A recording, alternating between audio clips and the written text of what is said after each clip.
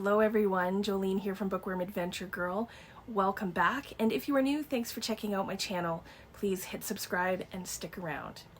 Today I am doing the second video for Tuesdays with Toni, which is the reading project that I am doing with my really good friend AJ from AJ Dunn Reads and Writes.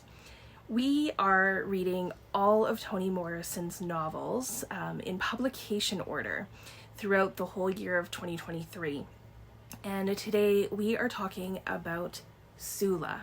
So I will leave a link to our introduction videos and to AJ's video for Sula in the description box, so please go over and check those out. Sula was published in 1973, so this is 3 years after her debut novel, The Bluest Eye. And even though it was published in 73, Toni Morrison had been working on it since 1969. So a book with themes that were definitely ideal during and after the Civil Rights Movement.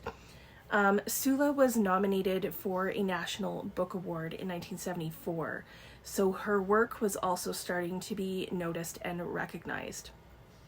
And like The Bluest Eye, Sula addresses issues of racism, bigotry, and the oppression of Black people. And these themes are, I think, what she is known for bringing into her literature. But I think even more importantly, it's how she brings these themes into her stories. Like The Bluest Eye, I was mostly impressed by the writing. It's beautiful. Every sentence, every paragraph could be read like poetry. And I feel like you could, open up the book to any page and just read a paragraph and you would be in for a real treat. So actually, in fact, let's try it. Okay, so I'm going to open it up and just kind of go to a page, see what happens. Okay, so I have page 28. Oops, had it at page 28. And here's what it says. Let's go here. Late that night, after the fire was made, the cold supper eaten, the surface dust removed, Nell lay in bed thinking of her trip. She remembered clearly the urine running down and into her stockings until she learned how to squat properly, the disgust on the face of the dead woman, and the sound of the funeral drums. It had been an exhilarating trip, but a fearful one. She had been frightened of the soldiers' eyes on the train, the black wreath on the door, the custard pudding she believed lurked under her mother's heavy dress, the feel of unknown streets and unknown people. But she had gone on a real trip, and now she was different. She got out of bed and lit the lamp to look in the mirror. There was her face, plain brown eyes, 3 braids, and the nose her mother hated.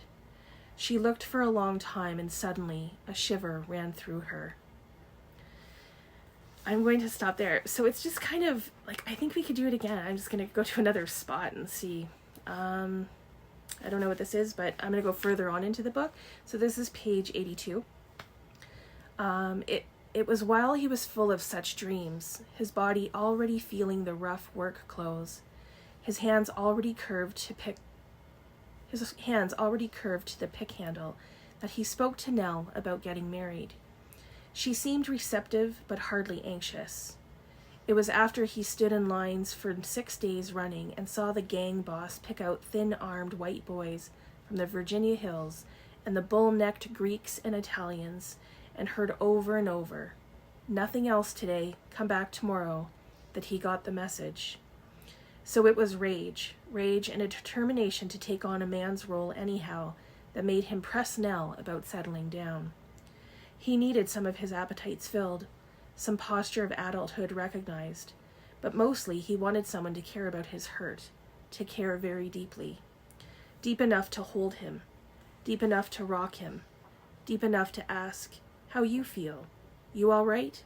Want some coffee?" And if he were to be a man, that someone could no longer be his mother. He chose the girl who had always been kind, who had never seemed hell-bent to marry, who made the whole venture seem like his idea, his conquest. So again, like, you could just kind of go to any page and do that, and I think, even not knowing, if you didn't know what those were about and who those characters were, it still gives you insight into who they are and to what is going on.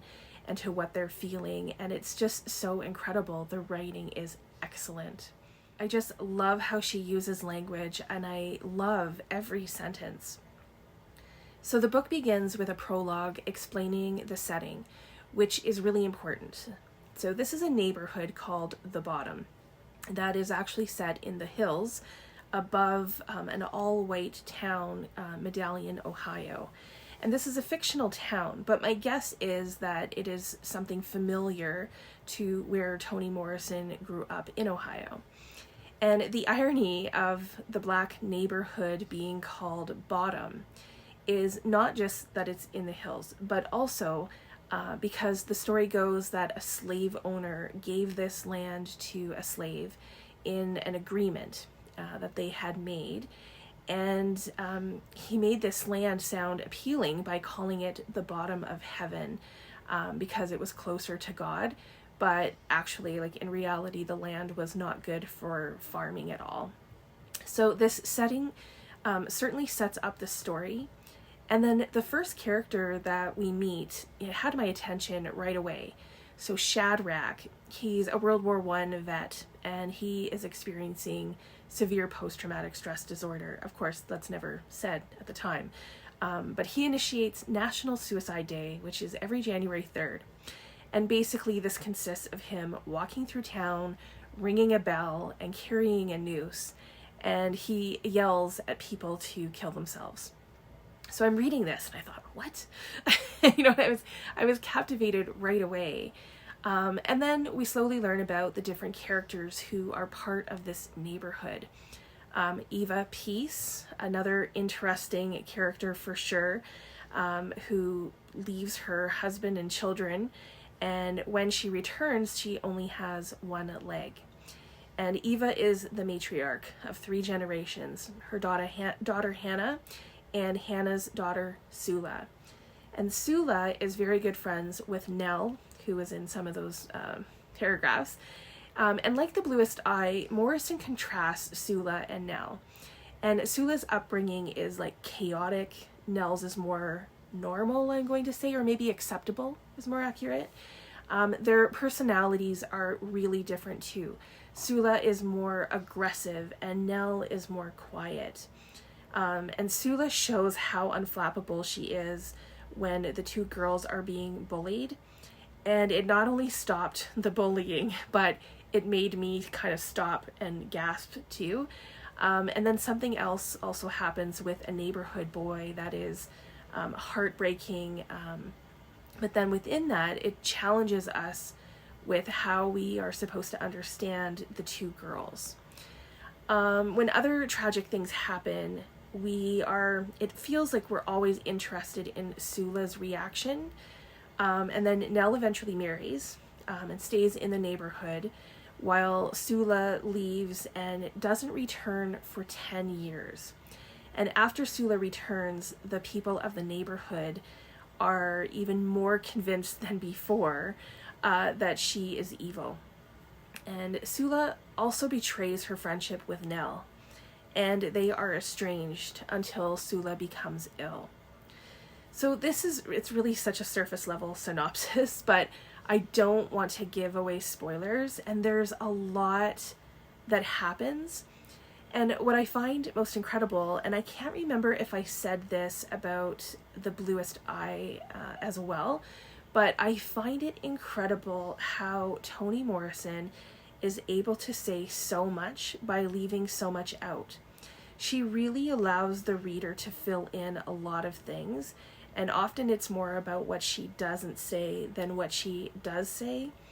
So while reading, after most of the chapters, I had to close the book and catch my breath, especially at the end of 1921. So the book is divided into years from 1920 to 1961.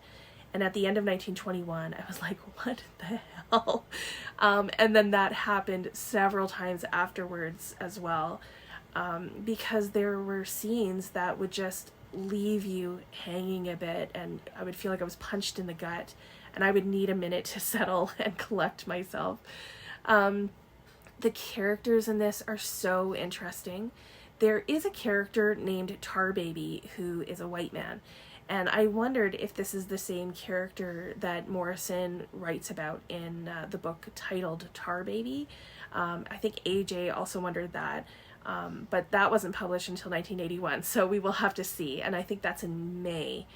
So the themes in this story are also very interesting. There's death and loss, friendship, loneliness for sure, poverty, addiction, side effects of the war. But I think the most interesting is the theme of good and evil. And this is shown explicitly through the friendship and characters of Nell and Sula. But it's actually in the actions of other characters as well. I would say in some of the things that Eva does and in some of the things that Hannah does. Many times there are conflicting emotions. So as you're reading, like, I think one of the points that Morrison is trying to make is that things are not always black and white. Like, good and evil are not always so clear, and that people have both good and evil within them, and they're capable of both. And this little book packs a big punch. It was intense, and I really enjoyed The Bluest Eye. If you watched that video, I gave it 5 stars. But I loved Sula even more, and it was easily a 5-star book for me too. And I am so excited to be doing this project with AJ. I am loving reading Toni Morrison, and I can't wait to get to Song of Solomon, which is our book for next month. So I will leave a couple of links to a video and an article that I listened to that I thought were really interesting.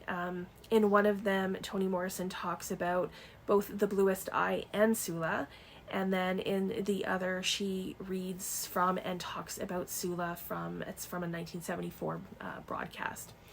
I will also leave a link, like I said, to AJ's video, so be sure to check that out as well.